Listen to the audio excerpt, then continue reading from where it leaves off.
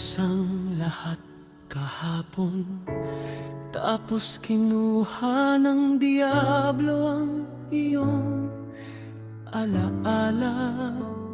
At kung sakaling mamatay ka man ngayon, sana ay langit ang iyong huling hantungan. Narinig kong pinahirapan ng mga doktor ang iyong dibdib, pero maaring epekto lang iyon ng gamot. At ngayon nakahiga ka na naman sa kama. Ano man ang mangyari, ako kasama ng iba. At sinabi sa akin ng aking ama, anak, hindi niya kasalanan na hindi niya kilala ang iyong mukha. At hindi lang ikaw ang nasa ganitong kalagayan.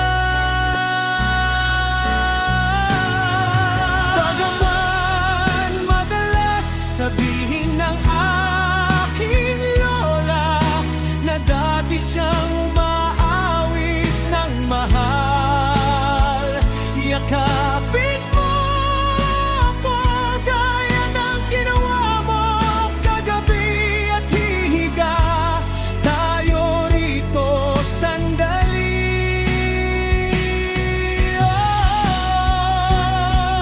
Tititig ako sa iyong mga mata hanggang sa sumikat ang araw, habang nababalot tayo ng liwanag, buhay at pag-ibig.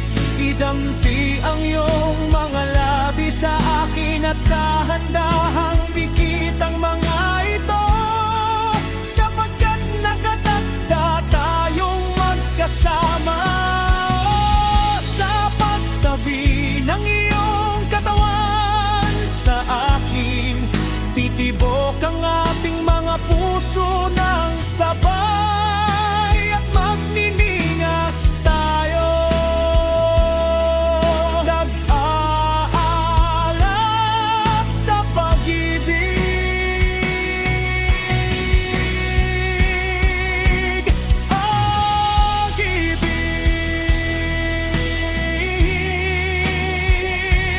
pag-ibig.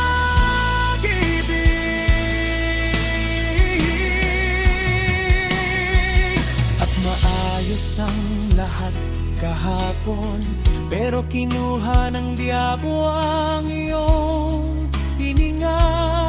At ngayon naiwan tayong nagdurusa, nakaitim na suit at kurbata, nakatayo sa ulan. At ngayon muling nabuo ang aking pamilya, binagbuklod kasama ang mga estranghero at isang kaibigan. Sumagi sa isip ko, dapat ko itong iguhit gamit ang panulat. 6 na taong gulang, naaalala ko pa noong sinabi sa akin ng aking ama, anak, hindi niya kasalanan na hindi niya kilala ang iyong mukha. At hindi lang ikaw ang nasa ganitong kalagayan.